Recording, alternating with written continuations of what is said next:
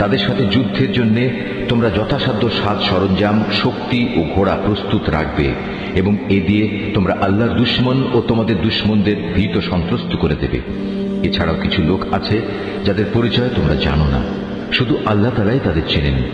আল্লাহ তাআলার পথে তোমরা যা কিছুই ব্যয় করবে তার পুরোপুরি প্রতিদান তোমাদের পরকালে আদায় করে দেয়া হবে এবং তোমাদের উপর বিন্দু মাত্র জুলুম করা হবে না।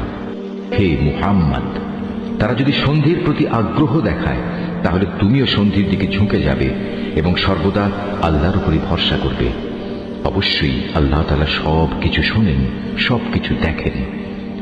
আর যদি কখনো তারা সন্ধির আড়ালে তোমাকে ধোঁকা দিতে চায় তাহলে তোমার দুশ্চিন্তাগ্রস্ত হওয়ার কোনো কারণ নেই, কেননা তোমার রক্ষার জন্য তো আল্লাহ তাআলাই যথেষ্ট। তিনি তাঁর সরাসরি সাহায্য ও একদল মোমেন দ্বারা তোমাকে শক্তি জুগিয়েছেন। আল্লাহ তাআলা এই মোমেনদের দিলকে পারস্পরিক ভালোবাসা ও সম্প্রীতির বন্ধনে আবদ্ধ করে দিয়েছেন। অথচ তুমি যদি দুনিয়ার যাবতীয় সম্পদ এর পেছনে ব্যয় করতে, তবু তুমি এ মানুষদের দিলকে ভালোবাসার বন্ধনে আবদ্ধ করতে পারতে না।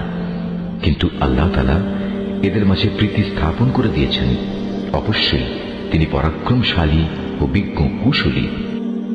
হে নবী, তোমার জন্য এবং তোমার অনুবর্তনকারী মোমেনদের জন্য তো আল্লাহ তাআলাই যথেষ্ট। হে নবী, তুমি মোমেনদের যুদ্ধের জন্য উদ্বুদ্ধ করো। মনে রেখো, তোমাদের মধ্যে 20 জন লোকও যদি ধৈর্যশীল হতে পারে তাহলে তারা 200 লোকের উপর বিজয়ী হবে। আবার তোমাদের মাঝে এমন লোকের সংখ্যা যদি 100 হয় তাহলে তারা 1000 লোকের উপর জয়লাভ করবে।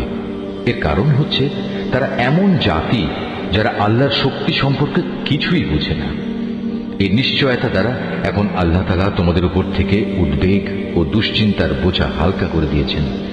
যেহেতু তিনি একথা জানেন তোমাদের মধ্যে কিছু দুর্বলতা রয়েছে, অতঃপর তোমাদের মধ্যে যদি 100 ধৈর্যশীল মানুষ থাকে তাহলে তারা 200-র উপর বিজয়ী হবে। আবার যদি থাকে তোমাদের 1000 ধৈর্যশীল ব্যক্তি তাহলে তারা আল্লাহ তাআলার হুকুমে বিজয়ী হবে 2000 লোকের উপর।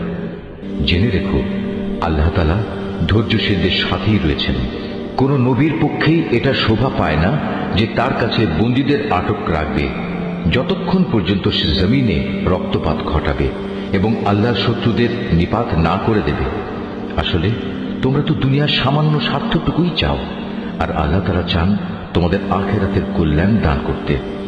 আল্লাহ তাআলাই হচ্ছেন পরাক্রমশালী ও প্রজ্ঞাময়।